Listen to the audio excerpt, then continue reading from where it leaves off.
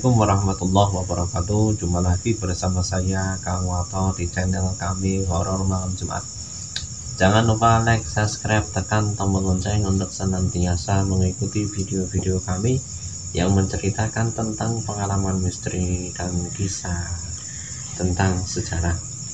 Pemirsa yang budiman yang senantiasa mendengarkan video-video kami, saya doakan semoga diberi kesehatan, panjang umur, keberkahan rezeki oleh Allah Subhanahu wa Ta'ala.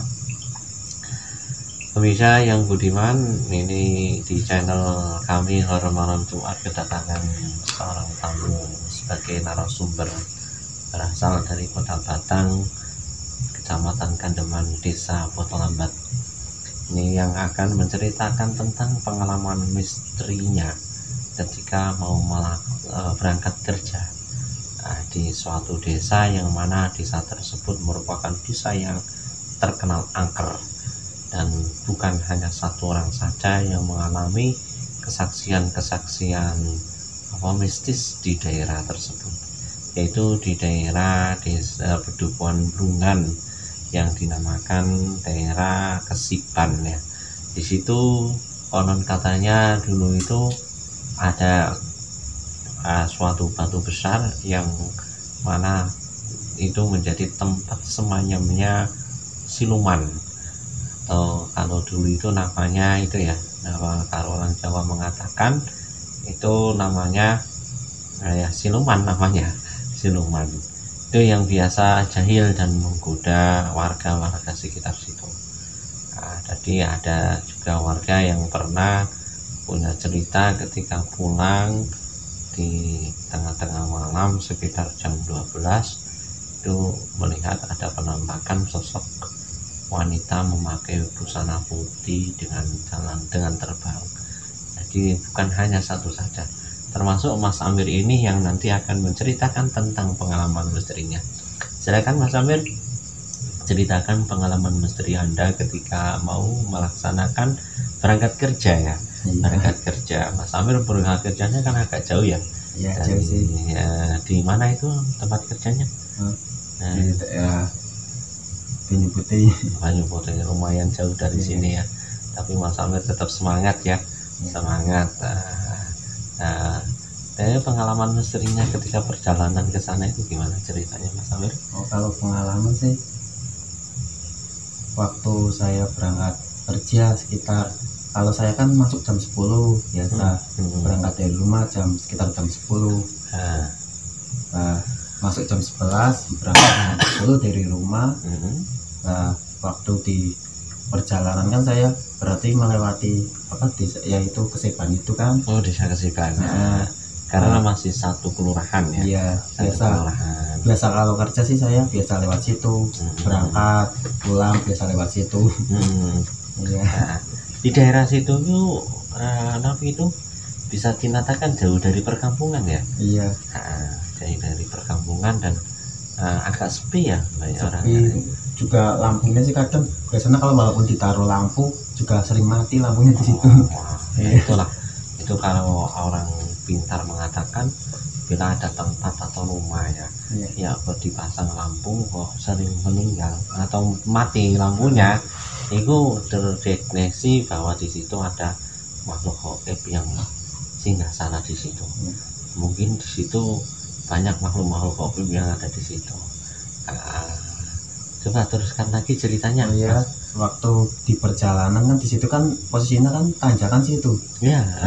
Waktu saya dari rumah jam 10 terus perjalanan, di tengah-tengah tanjakan itu motor saya nggak bisa maju terus. Jadi jalan saya gas terus di tengah-tengah, nggak bisa maju-maju. Nggak bisa maju. Iya, kayak ada yang narik gitu, kayak yang nahan. Jadinya cuma kayak jalan bertahan di tengah-tengah kayak gitu. Tadi jalan di tempat saja. Iya. Jalan di tempat saja.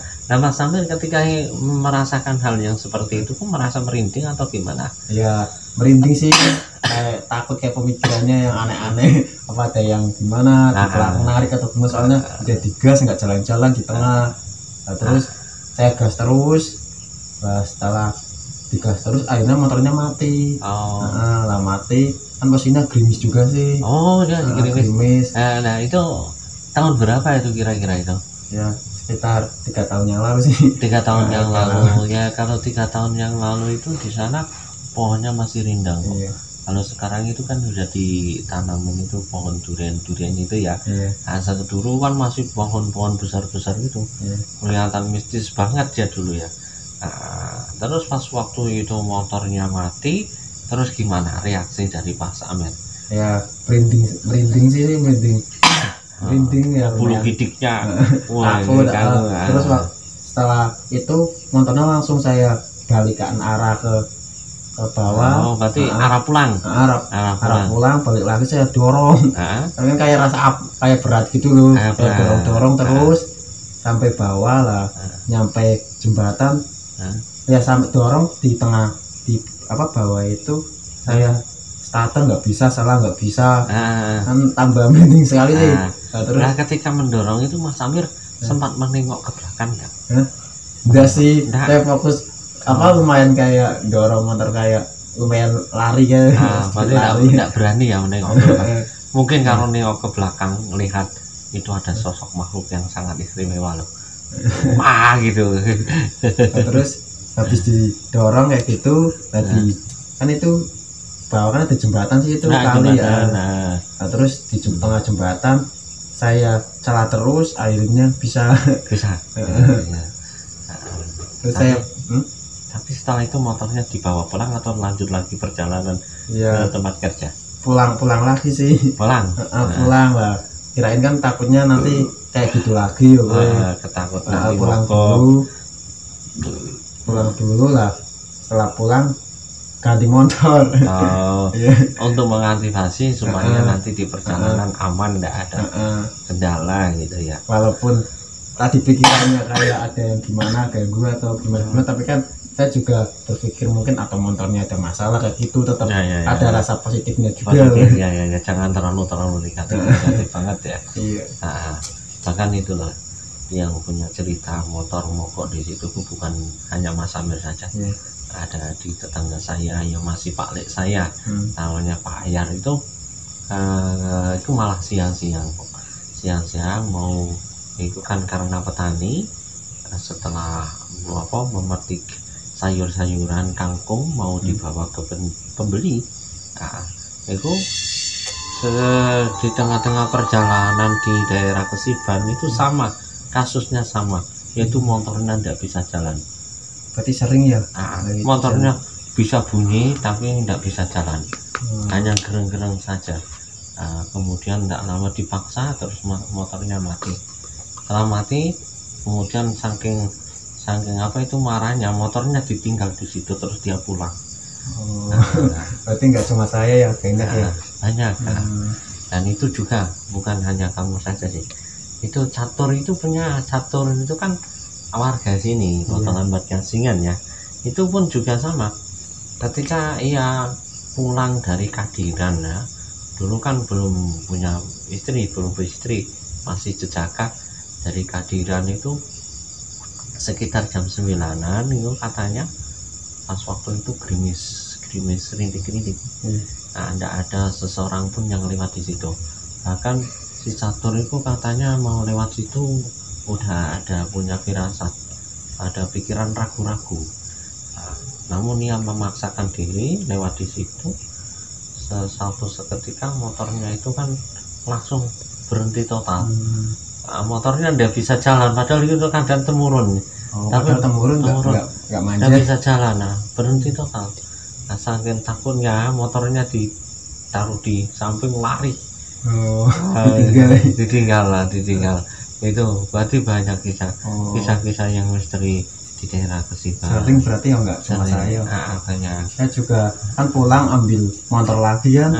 Lah ya lewat situ ya masih merinding sih, kayak baru kejadian kayak gitu. Apa enggak ada jalan lain selain di situ? Ya ada sih, tapi kan udah biasa lewat situ. Pikirannya kan positif, biasanya juga enggak terjadi kayak gitu. Cuma ya kalau rasa merinding gitu ya lewat situ sering. Ya. Itu cuma kan itu yang atasnya juga ada jembatan itu ya. Kalau lewat situ saya juga kadang kok merinding gitu. Iya, sama sih tuh. Karena itu kalau orang bilang itu zaman dulu itu Hmm. di daerah Keseban itu merupakan lingkupnya di daerah itu. Oh. Bahkan dulu itu pernah ada cerita loh, di daerah Jurang itu kan ada nama seseorang yang namanya Sipek, orang yang tidak bisa bicara itu loh. Oh iya. Itu dulu hilang selama 1 minggu, hilang selama 1 minggu, kan dicari kemana-mana tidak ketemu, karena orangnya bisu kan tidak bisa bicara ya.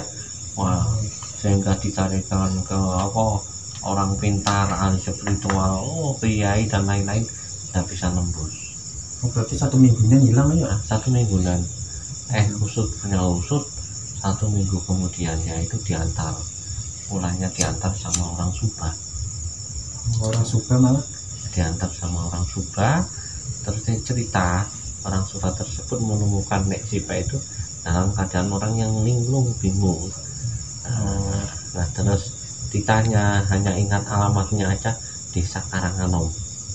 Tapi dia enggak bisa, hanya bisu, bisu, pakai isyarat-isyarat aja. Nah terus itu kan ternyata ada orang Karanganom yang beristri orang Subah, sehingga ya ingat, oh ini tetangga saya. Terus diantar pulang. Ternyata usulnya usut, ketika pagi dia mau berangkat mencari rumput, melewati alas Keseban itu digandeng dengan seorang wanita cantik, terus diajak naik kereta. Tapi sampainya di daerah Alas Roban. Gitu. Berarti nyambung ke sana. Makanya kan mistis banget di situ itu.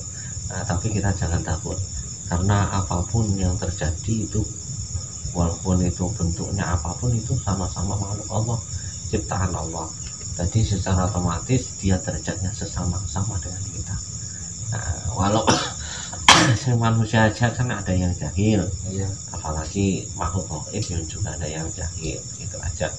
Yang penting kita selalu berdoa, kita mau berangkat kerja dan ketika mau pulang ya kita berdoa, insya Allah dalam perjalanan diberi keselamatan, aman tanpa ada gangguan apapun. Iya sih. Kalau saya juga sering kalau berangkat ya Bismillah, niatnya mau kerja, kayak gitu ya, nggak mikir macam-macam sih ya. Yang penting kita jangan ganggu, kayak gitu aja sih. Mungkin itu ya pas saya apes, sananya juga apes, pas jadi ketemu dan atau gimana gitu. Ya pikirnya positif aja sih ya. Yang penting kan kita nggak ganggu, cuma lewat. Ya semoga cerita ini bisa menjadi inspirasi sebagai untuk teman-teman ya, yang mendengarkan dengan cerita-cerita ini. Semoga punya bisa menjadi inspirasi atau bisa menjadi cerita-cerita di daerah lingkungan Anda semua. Terima kasih Mas Amer sudah menceritakan tentang pengalaman misterinya, semoga sangat bermanfaat. Saya akhiri dengan acara ini dengan ucapkan wassalamualaikum warahmatullahi wabarakatuh.